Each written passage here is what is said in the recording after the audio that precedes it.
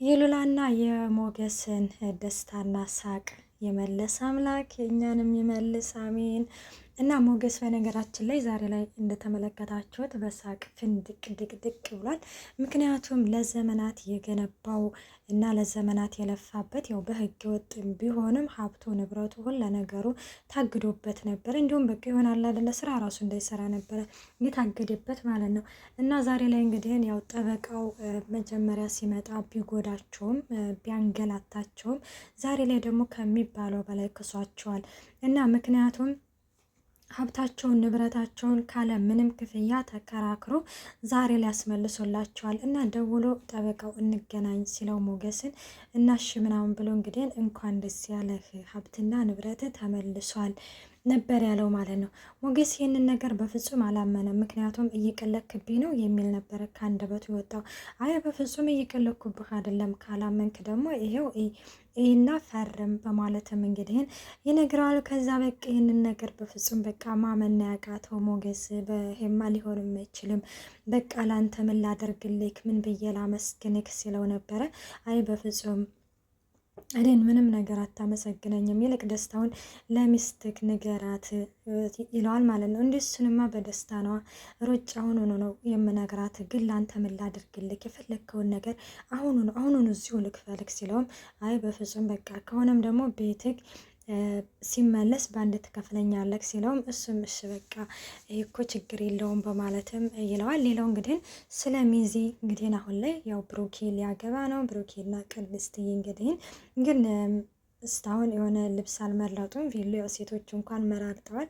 እና እንዴት ነው እንደ አንዳንድ ነገር እኮ ማውራት አለብን ተገናኝተን ምንድን ነው ምን እያሰባችሁ ነው ሲለውም እንግዲህ እና ሞገስ እዚህ ጋር ምናለ በቃ ወጪውን ያንተን ወጪ የሚዜነትን ወጪውን እንዳለ የምሸፍነው እኔ ነኝ ይለዋል ማለት ነው።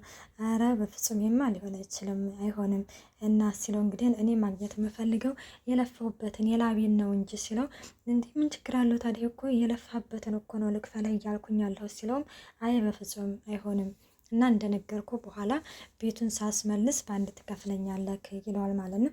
እና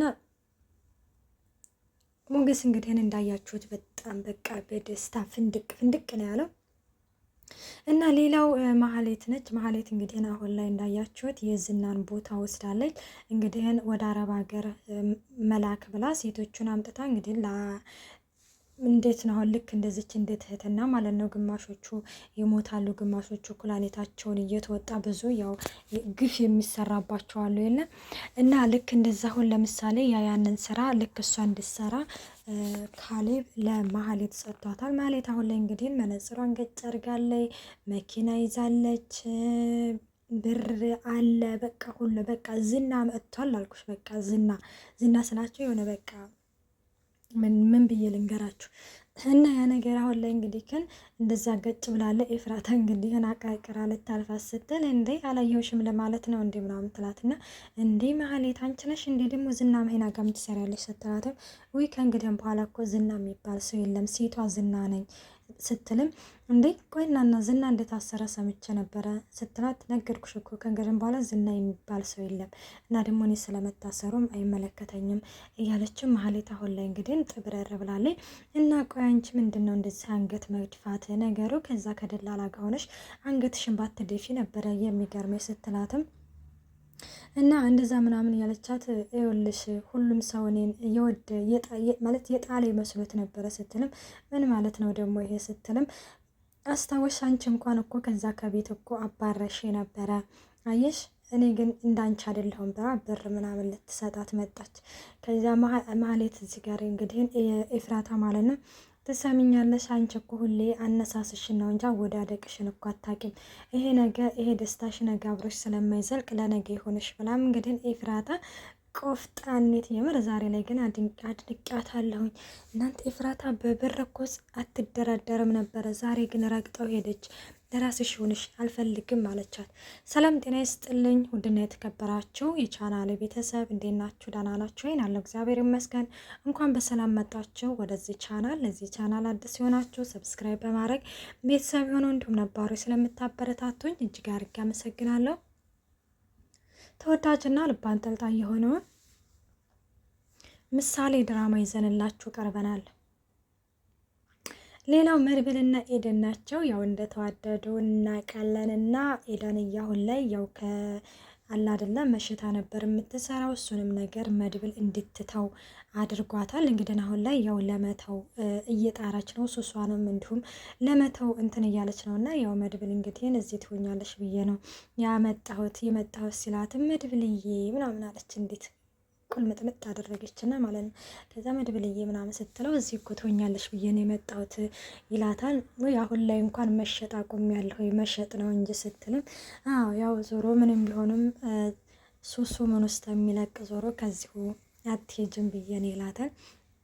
እና ያው ሱሱንም ሁሉንም ነገር እንግዲህ ከን እየተውኩኝ ነው ለመተው እየጣርኩኝ ነው ትላለች። ግን እኮ እኛ ጋር በምትኖርበት ጊዜ እኮ ምንም ሱስ እኮ የምትጠቀም አይመስልም ነበረ እንዴ ተደብቄ በድብቅስ እየወሰኩስ እንደሆነ ስትልም ስለዚህ በድብቅ ራስሽን እየገድልሽ ነበረ ማለት ነው ሲላትም አዎ ምናምን ይላታል። ግን ከኔ ምልሽ የሆነ ከዛ ወደ መሀሌትን አገኘተሻል ነበር እንዴ ስላትም እሷም እንዳገኘቻትና 200,000 ብር እንደተቀበለቻት በልጇ በጣም ብዙ ብር ልትቀበልባት ስትል ቀድማ 250,000 ብር እንደተቀበለቻት ትነግረዋለች። እና ግን ደግሞ በጣም እንዳሳዘነቻት እና እንዲሁም ደግሞ ከዛ ወዲህ ከስልኳ ላይ ስትደውልላት ስልኳ ጥሪ አይቀበልም ስትል እውነትም ብር የለኝም ስትልም እንግዲህ ቸግራት ስልኳን ሸጠው ይሆን ብዬም ያው ልመልስላት በተደጋጋሚ ፈልጊያን ነበረ ግን ላገኛት አልቻልኩም ሲልም አይመድብልም ኧረ እንኳንም አልመለስሽላት ምናምን እያላትም ነበር ማለት ነው። ለምንድነው መልሽላት?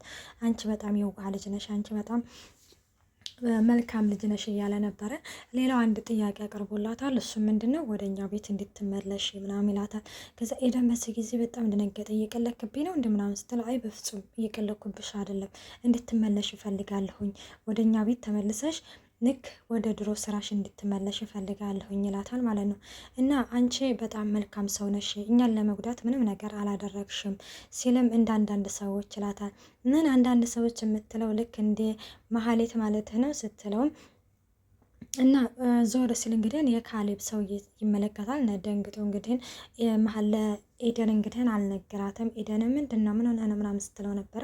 አይ ምንም አይደለም አሁን ትመልሻለሽ ወይስ አትመለሽም ሲላትም እሷም እንደምትመለስ ምናምን ተነግረዋለች። እሱም በቃ እሺ መጸዳጃ ደርሼ ልምጣ ምናምን ሲል የካሌብ ሰው እየተከትሎት መጥቶ ነበር። ምን ፈልገህ ነው አንተ ካሌብ ነው አይደለ የላከክ እያለው ነበረ።